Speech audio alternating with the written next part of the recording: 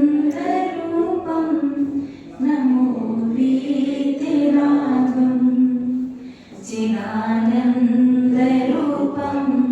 नमो वीतरागं चिदानन्दरूपं नमो वीतरागं। जय बोलिए घटानुवर्ती त्रैलोक्य पूज्य श्राराध्य पंच कवि श्री भगवान की जय। आदि विधाता आदि तीर्थंकर वृषभदेव श्री आदिनाथ भगवान की जय। ओरकम ठोक सर्ग विजयी श्री चिंतामणि पार्श्वनाथ भगवान की जय। मूलनायक विराजमान विश्व वंदनीय भगवान महावीर स्वामी की जय। परम गुरु परम पिता परमात्मा 1008 श्री सिमंदर स्वामी भगवान की जय। 20वीं सदी के प्रथमाचार्य मुनिकुल पितामह धर्म साम्राज्य नायक चारित्र चक्रवर्ती आचार्य भगवंत श्री शांति सागर जी महाराज की जय। रत्नत्रयधारी तपोधन श्रेष्ठ परम श्रद्धेय परम पूजनीय मम शिक्षा दीक्षा गुरु गणनी हरिकर श्री सौम्यनंदिनी माता जी की जय। हिंसा प्रधान श्री जैन धर्म की जय। माता जी की जय। समस्त हरिका संघ की जय। धर्म स्नेही आप सभी भव्य महानुभाव, क्या आप जानते हैं कि आपके पास संसार की सबसे बहुमूल्य अनमोल चीज है? आपके पास जो है उसके लिए ना जाने कितनी जीवात्मा प्रयास करती हैं, फिर भी उस चीज को प्राप्त नहीं कर पाती।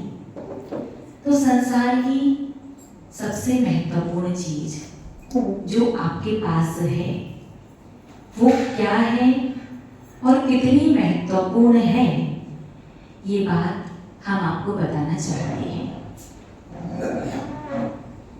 यूं तो आपने इस बात के बारे में आगम में सिद्धांत में अनेकानेक पढ़ा होगा, गुरुओं के मुख से सुना होगा, लेकिन आज हम आपको आपकी भाषा में बताने और समझाने वाले हैं। मान लीजिए 1 सेकंड में लगभग 100 करोड़ जीवों का जन्म होता है। 1 सेकंड में कितने जीवों का?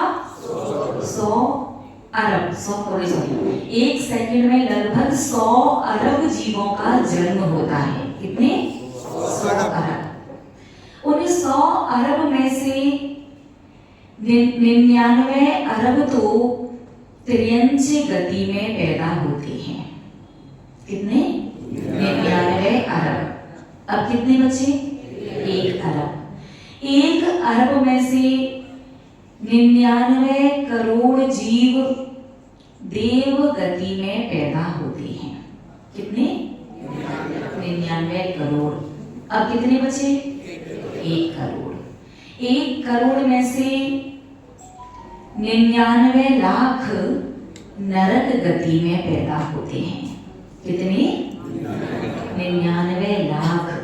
अब कितने बचे? 1 लाख।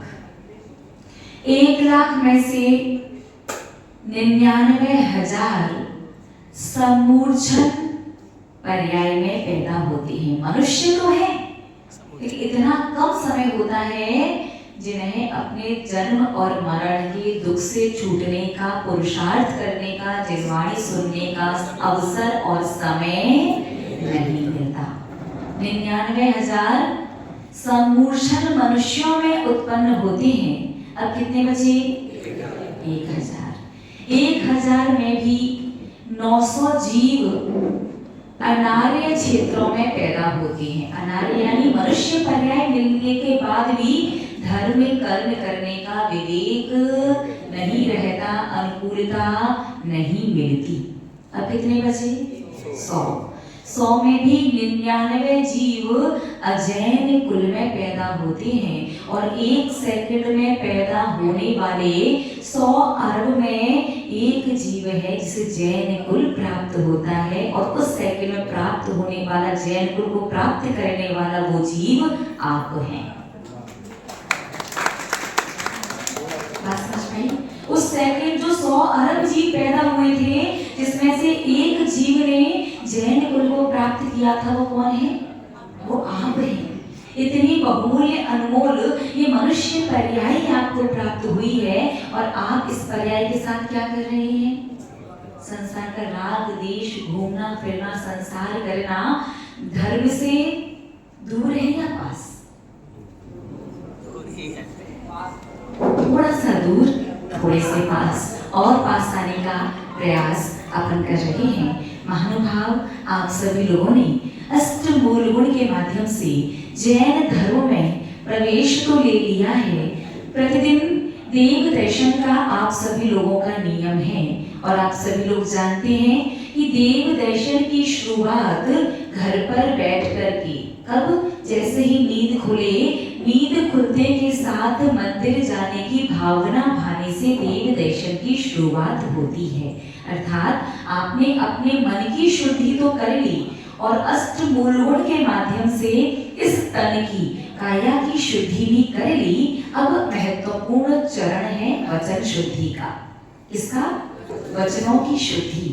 महानुभाव, आचार्य भगवंतों ने शास्त्रों में लिखा है कि जो व्यक्ति, जो श्रावक प्रतिदिन ये 4 शब्द नहीं बोलता, उसका मुख नहीं मल द्वार है। कौन से 4 शब्द? ओम, जय, नमः और स्वाहा। कौन से 4 शब्द? ओम, जय, नमः और स्वाहा। जो व्यक्ति इन 4 शब्दों को प्रतिदिन नहीं बोलता, उसका मुख नहीं मल द्वार की तरह है। अर्थात यदि आप अपने पूरे जीवन में तन, मन और वचन, इन तीनों की शुद्धि पूर्वक कोई भी धर्म करते हैं, चाहे वो धर्म थोड़ा सा, कितने भी सेकंड का हो, चाहे मिनटों का हो, चाहे घंटों का हो, वो हमेशा किया गया धर्म अचिंत्य, अनुपम, अद्वितीय फल को देने वाला होगा। तो अष्टमूल गुण का नियम लगभग सभी ने लिया। जिन्होंने जीवन पर्यंत का लिया, बहुत अच्छी बात है, जीवन पर्यंत का ही होना चाहिए। लेकिन जिन्होंने जीवन पर्यंत का नहीं ले पाया है, कम से कम उनका 4 माह का तो नियम है ना, 4 महीने का नियम। दूसरा, देव दर्शन का नियम लगभग सभी का है। सभी ने देव दर्शन के विषय में समझ रखा है कि नरकों के किराए के रूप में भी दर्शन करने आते हैं। अगर नहीं आए, एक दिन का भी देव दर्शन का किराया उधार रहा, तो कम से कम 10,000 वर्षों के लिए कहाँ जाना पड़ेगा? नरक में। तो कम से कम है, ज्यादा से ज्यादा कितना भी जाया जा सकता है। और अब वचन शुद्धि, ओम, जय, नमः और सिद्धेभ्यः, ये 4 शब्द प्रतिदिन बोलने हैं। आचार्य भगवंतों ने श्रावक की अनुकूलता को ध्यान में रखते हुए एक सर्व कार्य सिद्धि मंत्र दिया है। कौन सा मंत्र? सर्व कार्य सिद्धि। घर से बाहर निकलो, गाड़ी में बैठने पर विकल्प होता है, पता नहीं सही सलामत घर पहुंचेगी भी नहीं पहुंची। अगर आप कहीं जा रही हैं, 10 मिनट आधा घंटा लेट हो जाओ घर पर फोन लगाने में कि मैं अच्छे से पहुंच गया, और घर वाले यदि आपको बार बार फोन लगाएं और आपका फोन नॉट रीचेबल जा रहा हो, तो क्या होता है? कितने प्रकार के विकल्प आते हैं, ना जाने मन कहां कहां पहुंच जाता है। एक भी सेकंड का, एक भी श्वास का कोई भरोसा नहीं है कि जीवन की कौन सी सेकंड अपना अंतिम समय होगा, कौन सी श्वास अंतिम श्वास होगी। लेकिन आप भगवान के स्मरण के साथ, भगवान के नाम याद के साथ यदि संसार से जाना चाहते हो और अपने हर एक धार्मिक कार्य को, अपने द्वारा की गई अच्छाई को अनुपम अद्वितीय फल में परिवर्तित करना चाहते हो, तो आपके लिए सबसे आसान, सर्व कार्य सिद्धि मंत्र, अर्थात कोई भी कार्य करने जाओ उससे पूर्व यदि प्रातःकाल आपने 3 बार इस मंत्र को तीव्र से तीव्रतम के स्वर में पढ़ा है तो आपको उस कार्य में विशेष मुनाफा, विशेष फायदा हो या ना हो, लेकिन विशेष नुकसान नहीं होगा। वो सर्व कार्य सिद्धि मंत्र है जय श्री ओम नमः सिद्धेभ्यः। कौन सा? जय श्री ओम नमः सिद्धेभ्यः। अब ये मंत्र तीव्र से तीव्र के स्वर में जय श्री ओम नमः सिद्धेभ्यः, इससे दूसरा इसे तीव्र जय श्री ओम नमः सिद्धेभ्यः, तीसरा वाला उससे भी तीव्र जय श्री ओम नमः सिद्धेभ्यः। ऐसे बोलोगे एक बार सभी मिलकर के जय श्री ओम नमः सिद्धेभ्यः, जय श्री ओम नमः सिद्धेभ्यः, जय श्री ओम नमः सिद्धेभ्यः। जैसे ही प्रातःकाल आप सोकर के उठो, सोकर के उठ के मन में मंदिर जाने की, देव दर्शन करने की भावना भाई, उसके बाद 9 बार नमोकार मंत्र पढ़ा और 9 बार नमोकार मंत्र पढ़ने के बाद ये 3 बार जय श्री ओम नमः सिद्धेभ्यः, जय श्री ओम नमः सिद्धेभ्यः, जय श्री ओम नमः सिद्धेभ्यः, ये मंत्र बोल करके आप अपने दिन की शुरुआत कीजिए। तो महानुभाव प्रातःकाल ये 3 कार्य करने से आप अपने 24 घंटों को मंगलमय बना सकते हो। इन 24 घंटे में जो भी धार्मिक कार्य धर्म आप करोगे वो सारा की सारा धर्म अनुपम, अद्वितीय, अचिंत्य फल को देने वाला हो जाएगा और आने वाले निकटवर्ती भवों में, निकटवर्ती समय में आप अनंत सिद्धों के समूह में सिद्ध पर्याय, सिद्ध अवस्था प्राप्त करके उसमें विराजमान भी हो सकते हैं, अर्थात मोक्ष की प्राप्ति भी हो सकती है। उसका प्रारंभ सिर्फ ये 3 कार्य। बात समझ में आई? प्रातःकाल कौन कौन से कार्य? पहला, मन में देव दर्शन की भावना भाना। भावना भाने से क्या होता है? 24 घंटे में 40 करोड़ विचार हमारे मन में आते हैं। पहला विचार देव दर्शन का होगा तो पूरे दिन भर में अधिकांश विचार धर्म के ही आएंगे, शुभ ही आएंगे, जिनसे हमें पुण्य का बंध ही होगा। दूसरा कार्य कौन सा किया आपने? 9 बार नमोकार मंत्र। प्रातःकाल उठ करके 9 बार नमोकार मंत्र पढ़ने से क्या होता है?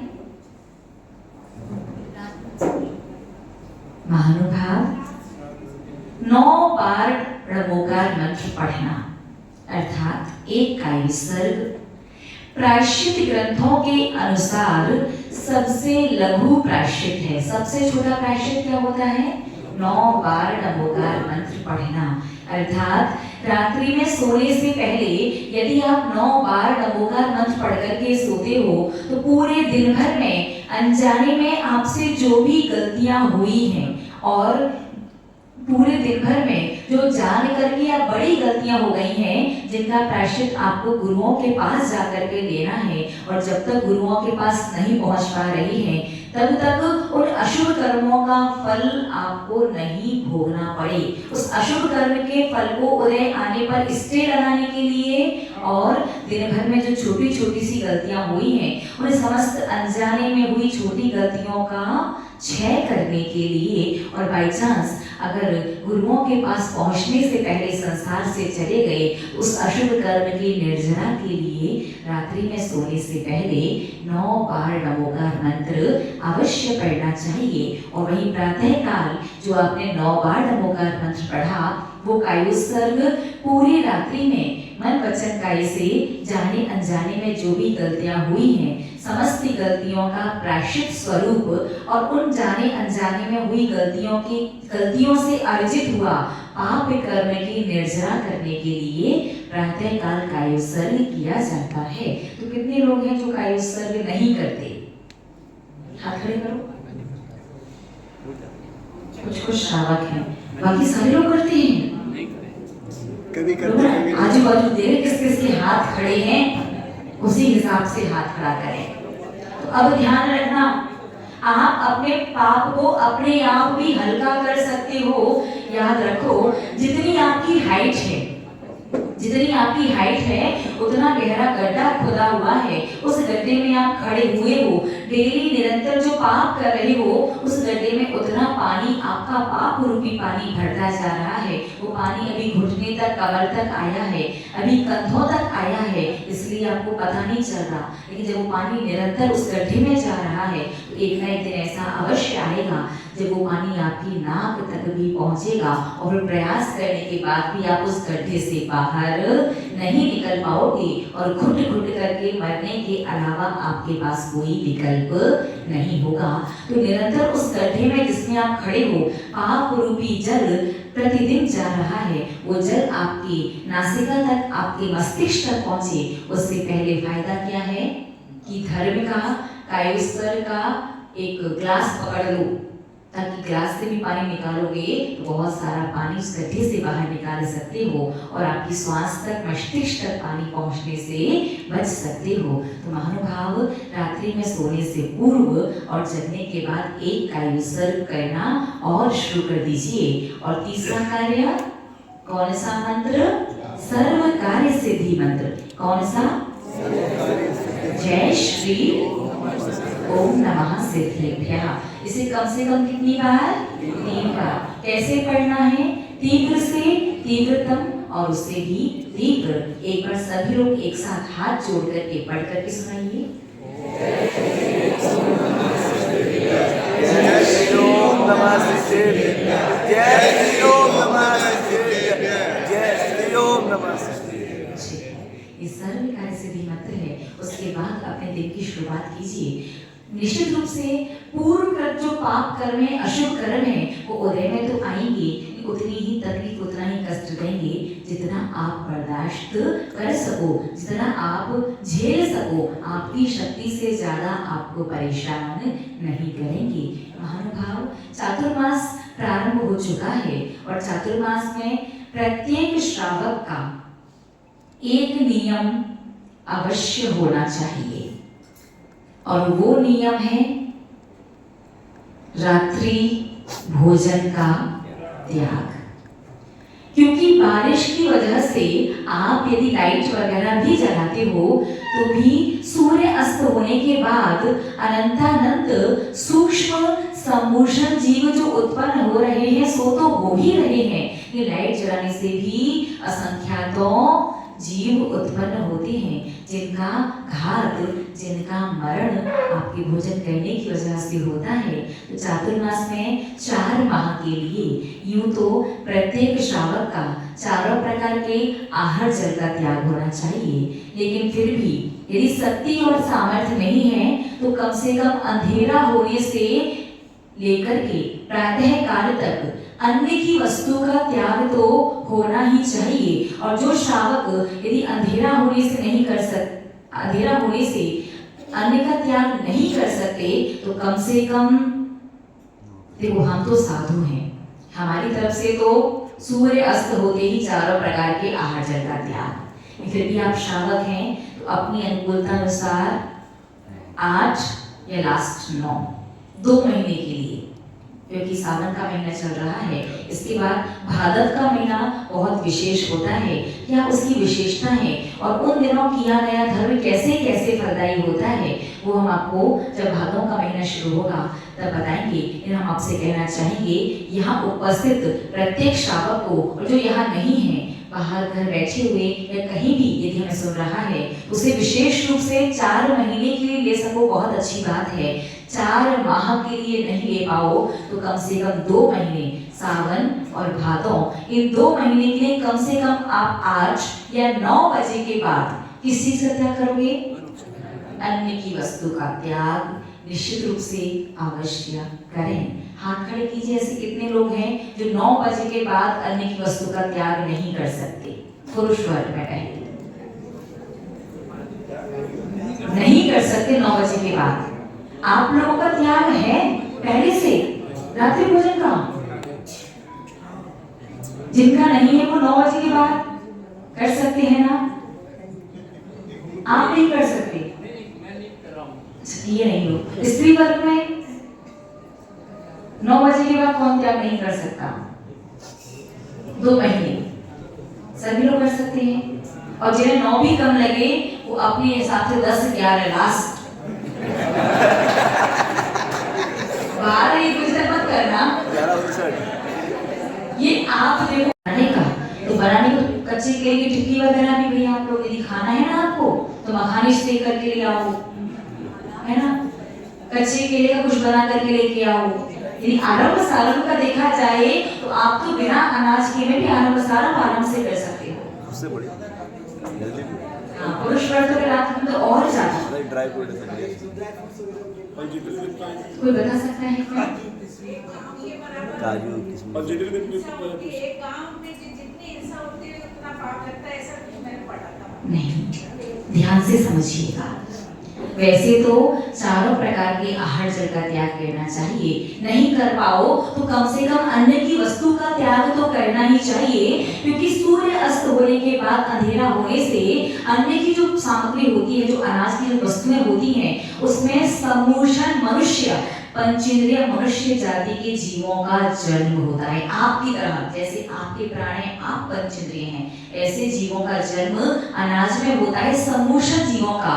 और बिना अनाज की जो वस्तु होती है उसमें पंचेंद्रिय नहीं, विकल्प है, एक और स्थावर, एक इंद्रिय, दो इंद्रिय, तीन इंद्रिय और चार इंद्रिय। इन चार इंद्रिय जीवों का ही जन्म हो सकता है। बिना अन्न की वस्तु में सम्मोषण पंचेंद्रिय जीवों का जन्म नहीं होगा। अर्थात रात्रि में अन्न ग्रहण करना और बिना अन्न ग्रहण किए कोई सामग्री खाने में इतना ही अंतर है कि किसी मनुष्य को मारना और किसी मच्छर मक्खी को मारना। डिफरेंस समझ में आया? किसी मनुष्य को मारना और किसी मच्छर मक्खी चींटा चींटी इत्यादि को मारना, इन दोनों में जितना अंतर है उतना ही अंतर अन्न ग्रहण करने और बिना अन्न की वस्तु लेने में है। इसका ये मतलब नहीं है कि आज से आपको लाइसेंस मिल गया कि चींटा चींटी को मारने पर तो जेल मिलता नहीं है ना, गवर्नमेंट पनिशमेंट नहीं देती है, तो बिना अन्न का आराम से खाएंगे, अन्न का त्याग कर देंगे, ऐसा नहीं है। बिना अन्न की वस्तु खाने पर ही तो मांस वाला जो दोष लगेगा रात्रि में खाने का, वो दोष तो आपको अवश्य लगेगा ही लगेगा। लेकिन कहते हैं something is better than nothing. ना उससे तो कुछ भला, तो आप पूर्ण त्याग ना कर पाओ तो कम से कम वो पंचेंद्रिय सम्मोषण मनुष्य जाति के जीवों को मारने वाला जो पाप है उससे बचने के लिए कम से कम 2 माह के लिए अन्न की वस्तु का सभी को त्याग अवश्य करना चाहिए। और 1-2 नियम आर्यिका संघ के जो चातुर्मास के दौरान है आपको याद रखना है। पहला नियम तो यही कि अष्ट मूल गुण का नियम जिसका होगा वही श्रावक आर्यिका संघ को आहार दे सकता है। दूसरा नियम विजातीय विवाह, विधवा विवाह, हीनांग, अधिकांग, किसी भी प्रकार की स्किन एलर्जी और सफेद दाग जिनको भी है, आर्यिका संघ मूलाचार ग्रंथ में भी आया है, यति क्रियाकलाप में भी आया है और दान शासन ग्रंथ में भी आया है कि साधुगण जिनके पास भी ये सारी चीजें हैं, इनमें से कोई भी एक चीज भी है, उनसे साधु व्रत आहार नहीं ले सकते। तो विधवा विवाह, विजातीय विवाह, हीनांग, अधिकांग, किसी भी प्रकार की स्किन एलर्जी और चर्म रोग, वो सफेद दाग वगैरह जिसमें भी है, ऐसा कोई भी समाज का व्यक्ति आर्यिका संघ को आहार ना दे। क्योंकि आप आहार दे लिया तो आपको तो पाप बंधेगा सो बंधेगा, साथ ही साथ में ऐसा मत मानना कि आप आहार दे के निकल गए, आर्यिका संघ को पता ही नहीं चलेगा। देखो समाज में बहुत शुभ चिंतक होते हैं किसी न किसी के द्वारा समाचार अपनी जगह पहुंच जाता है, तो ये सारे सीसीटीवी बैठे हैं, एक दूसरे का समाचार पूरा पहुंच जाता है। आपने यदि बिना आर्यिका संघ को बताए आहार दे दिए हैं, आर्यिका संघ को बाद में पता चलेगा तो आर्यिका संघ बड़ा प्रायश्चित देगा। और कंटिन्यूअस 1 से ज्यादा दिन या 1 से ज्यादा लोगों ने दिया है तो जीवन पर्यंत के लिए किसी एक वस्तु का आर्यिका संघ त्याग करता है। आप लोग इन सब बातों का विशेष ध्यान रखिए और आहार देने से पहले अगर कोई डाउट है कि पता नहीं आप आहार दे सकते हैं या नहीं, तो आर्यिका संघ से चर्चा करके फिर आहार दीजिए। और एक और विशेष बात, आर्यिका संघ के चरण स्पर्श सिर्फ सोने के वस्त्रों में, ठीक है, उसके अलावा आप स्पर्श नहीं कर सकते। अब लगभग समय पूर्ण होने वाला है। अगले 10 वर्ष के अंदर हर घर में विजातीय विवाह होगा। 10 वर्ष तो आपने बहुत ज्यादा कह दिया शायद, हमें लगता है। ज्यादा इसलिए बोला कि कहीं किसी को डाउट मान के लेकर चलिए, निश्चित रूप से आने वाले समय में क्या होने वाला है पता नहीं। उस समय के आचार्यगण क्या निर्णय लेंगे, सर्वसम्मति से क्या साधु की आचार संहिता बनेगी। लेकिन हमें तो इतना पता है कि जब तक हमारा समय है तब तक हमें तो ऐसे श्रावक मिलने वाले हैं जिनका विधवा विवाह या विजातीय विवाह वगैरह ना हुआ हो। मूलाचार में स्पष्ट लिखा है कि इन चर्या से साधु समझौता नहीं कर सकते। जो भी साधु, जो भी कुछ को साधुगण कुछ को श्रावकों से विधवा विवाह या विजातीय विवाह वालों से कुछ को श्रावकों से आहार ले लेती हैं। अब वो साधु कैसे आहार ले रहे हैं, क्या कर रहे हैं, वो साधु ही जाने। अगर शास्त्रों की देखें तो आगम में स्पष्ट लिखा है, जो भी साधु विधवा विजातीय विवाह वगैरह वालों से, विजातीय में भी 3 प्रकार की जातियां होती हैं। इस विषय को हम कल लेंगे, किन किन से आहार ले सकते हैं, किन से नहीं, क्यों और कैसे और क्या, जो भी है इस विषय को कर लेंगे। जो भी विधवा विजातीय विवाह वगैरह वालों से साधुगण समझौता करके यदि आहार लेते हैं ना, तो इसका अर्थ है वो भगवान जिनेंद्र देव की आज्ञा का उल्लंघन कर रहे हैं। तो विजातीय विवाह में भी कौन कौन सी जातियां और उपजाति आती हैं। और जब भगवान आदिनाथ थे उस समय तो क्षत्रिय, ब्राह्मण और वैश्य और शूद्र चारों ही जाति वाले आहार दे सकते थे। क्या शूद्र भी उस समय दे सकते थे, उस समय दे सकते थे। फिर किस समय तक दे सकते थे, कब उन्हें मना किया गया, कब कैसे क्या परंपराएं शुरू हुई, परिवार वालों के लिए क्या संकेत है, ये सारी चीजों के बारे में चर्चा अपन कल करेंगे विशेष रूप से। तो तब तक के लिए जब ये परम श्रद्धेय परम पूजनीय मम शिक्षा दीक्षा गुरु गणिया श्री स्वामी नंदिनी माता जी की जय। तो आहार की परंपरा कब, कैसे, क्यों और क्या, इस विषय में कल चर्चा। और पुरुष वर्गों का समाचार हमारे पास संकेत आया है कि उन्हें इष्टोपदेश ग्रंथ पढ़ना है। तो प्रवचन में इष्टोपदेश ग्रंथ लेना है क्या? नहीं नहीं,